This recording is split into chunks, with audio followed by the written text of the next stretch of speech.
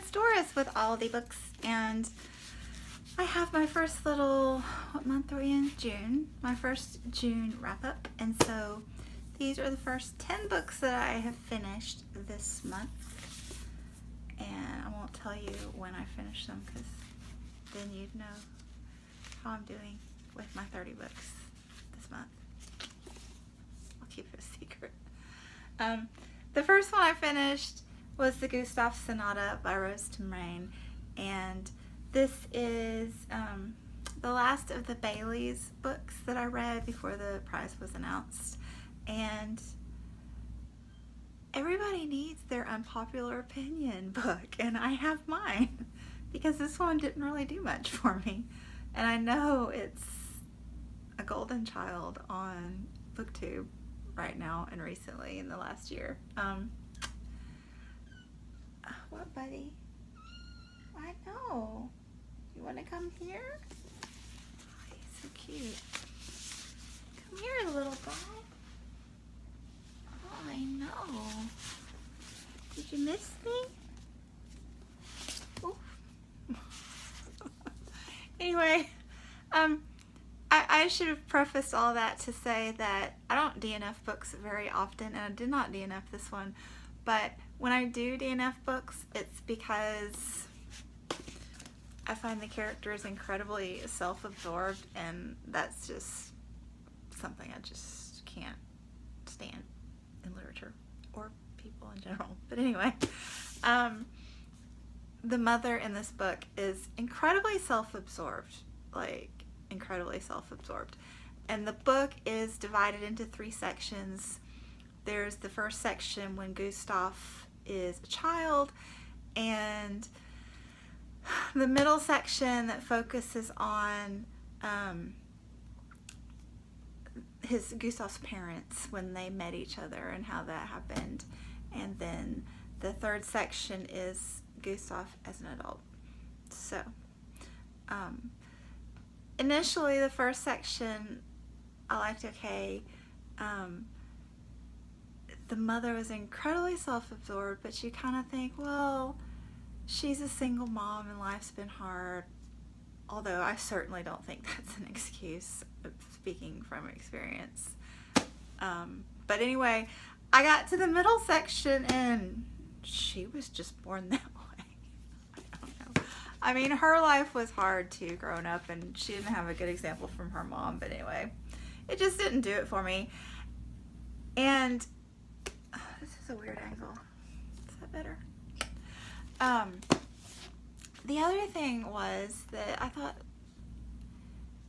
she used sex as a plot device once too often for me, and the very first instance of it, and I don't want to tell you what it was because I don't like giving things away, but I just didn't think that was necessary. I mean, life was hard enough without sticking that in for, titillation. But anyway, there is this amazing section in the middle that I think would just be a stunning short story. It's the British troops coming in to liberate Bergen-Belsen, and I just think it would be a stunning short story. And the ending was sweet, I'll give it that, but the ending was like a couple pages, so it just wasn't my book.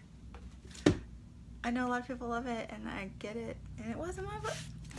And then I finished China Dolls by Lisa C. I read through this pretty quickly, and this is, it follows 3 different Asian women in San Francisco, mostly in San Francisco, some of it in Hollywood, during World War II in the Japanese concentration camps, and follows the entertainment industry, and it was really good. It was just a refreshing read after reading so many of the Bailey's Prize winners in such a short time span, and all that deep literary fiction, that this was a breath of fresh air. It was written well. I enjoyed it. I kind of compare it to watching, going to the movie theater and, all of these would be the Cannes Film Festival type books, and this one would be, you know, pop culture, you know, DC Comics, Marvel Comics, whatever. That I totally enjoy both of those, but they're different. So yeah, I enjoyed it. And then My Life in Middlemarch by Rebecca Mead. This was a nonfiction, and I wanted to go ahead and read it. I found it at the library book sale, and I wanted to go ahead and read it since I had just finished Middlemarch. And I enjoyed this as well.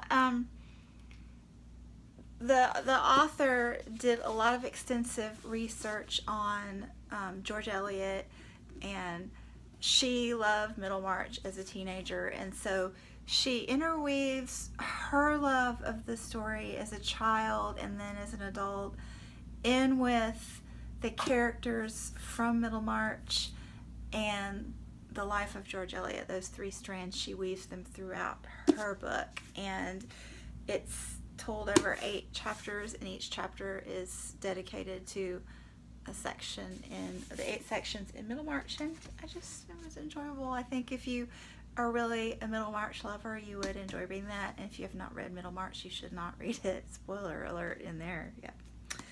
Yep. And then I just changed it up completely and read Scythe by Neal Shusterman. This is a new dystopian, I guess, young adult series. I thoroughly enjoyed this book.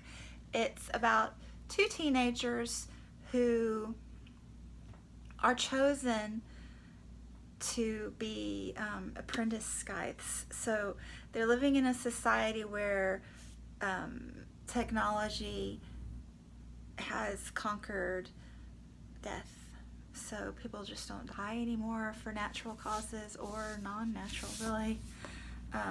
So the population, they don't want it to get too large, so they have these scythes that have to choose people to die, and it has some very profound thoughts on what society becomes, like how apathetic people become when there's no more death in the world. Like, life in a sense becomes almost meaningless for a lot. It's very empty. It's very interesting. I thought there were a lot of interesting twists and turns, and it's the start of I assume a trilogy. It's the start of a series, and the next one comes out in March, and I might have to get on the pre-order list because I really liked that. And then this one, I really like this one. Like, I almost went into a reading coma after this one. Like, I finished it and I was like, I don't want to read anything else right now. I just want to absorb that book. Idaho by Emily Ruskovich. Wow. This one really just reeled me in and mesmerized me. It's hard to say what it is. It's not a thriller, but there are some aspects of that, just tiny aspect, mystery, a little sort of. There's a lot of psychology in it, but not in a psychopathic way. It's just, I was just absorbed, and I can't really tell you anything because you can't know anything going into this book. It does start out with some little girls on top of a mountain with their parents and an axe and a cup of lemonade. Yeah. You can read that on the back cover. And it jumps around from time period to time period, back and forth between when it happened and in the future and in the past behind when it happened. And yeah, so if you don't like that jumping around thing, you won't like this. The other thing that I need to tell you is, this is a book where you're probably, it's a love it or hate it kind of book. So some people are going to love it, some are going to hate it. Totally, I would totally get why people would hate this book, but I love it. But the other thing, if you need resolution, do not read this book because you will not be happy. Yeah. It doesn't tie everything up prettily the way some books do, but I love this book. And the cover art is amazing. You can't really tell when you order it. I mean, it's definitely a cover buy. It's beautiful. But I read this book and then I just was so impressed with the cover artist, because whoever did the cover art read the book and loved it. I could tell. Yeah. And if you read this book, you'll know the little red in the flowers there, and the little allusion to flies up here, and the yellow, and yeah, I did love this book a lot. Thoroughly enjoyed it. And I'm just enjoying reading a variety of books again. I loved reading those Bailey's books, but I'm loving reading a variety again. Then I read Exit West, and this cover is just, I don't know if you can, do you see the sparkles in it? I just think that's so cool and clever. This was short and quick. This is, it deals with immigration and migration, war-torn countries, a Middle Eastern vibe, but it doesn't tell you exactly which one. And then how those people are treated in the countries that they move to illegally. And you jump from country to country through these doors, so it's not like a normal, like, it's a little bit of magical realism in there. And it's going on large scale in the book, this immigration problem. So you get to see how it's a neat perspective, because they show how it's affecting the people that really need a place to live. They need, like, you know, if people don't lose their homes from their own poor choices. A lot of times they lose them through other people's poor choices. So they need help.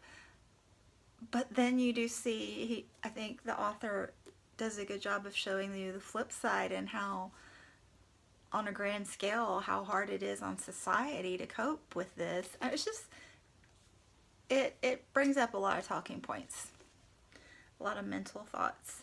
And it's one that you're somewhat distanced from the characters, so I didn't like connect with them a lot, but overall I just thought it was very thought-provoking and a good read, and it's a good one if you're trying to read a lot, because it's short and quick.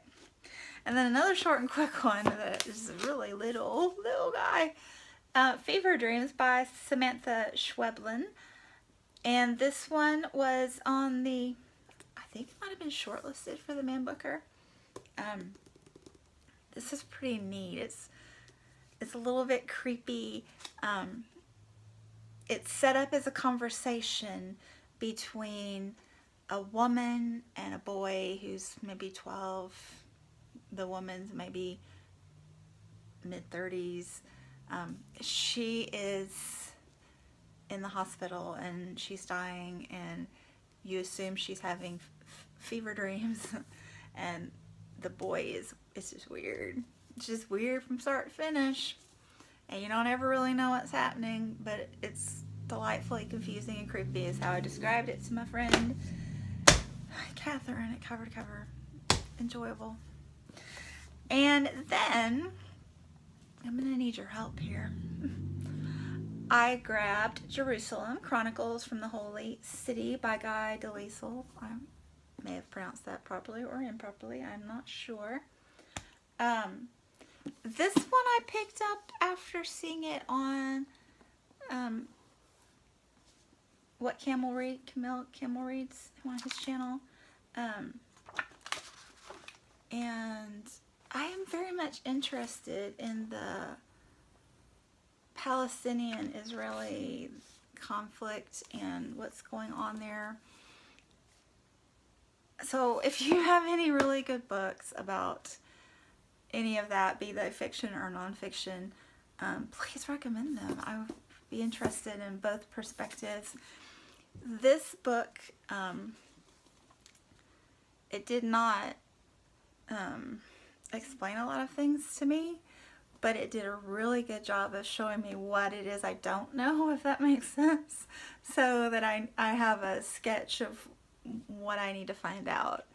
Yeah, it's a really good book. I enjoyed it, and while I didn't come away knowing everything, I learned a lot and am even more intrigued by this. Yes, so liked it. I read a lot of good books already this month. And then the last one, The Princess Diarist by Carrie Fisher. I've just been feeling nostalgic every time I see this book, and I finally ordered it. I found it on Book Outlet, I think, and went ahead and read it, and I just enjoyed it. Yeah, I just really enjoyed it.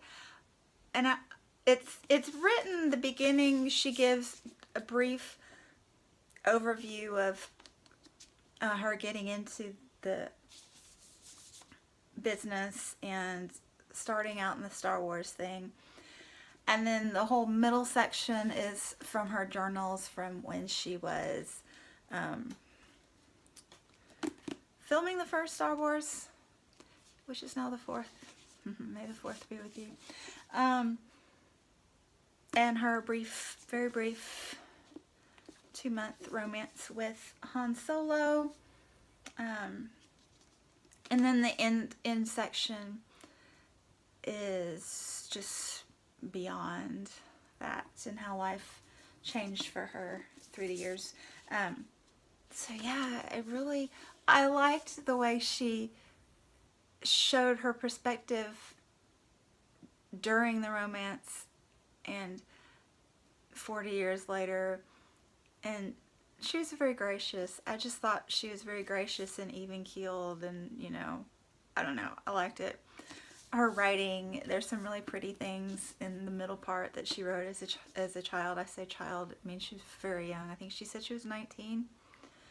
And then the last section, it was just kind of, I don't know, she mentions her death a couple of times, and it's like kind of profound feeling. Yeah, so I liked that one a lot. So 10 books down, and hopefully I'll have 2 more sets of 10 to share with you later this month. So stay tuned. Bye.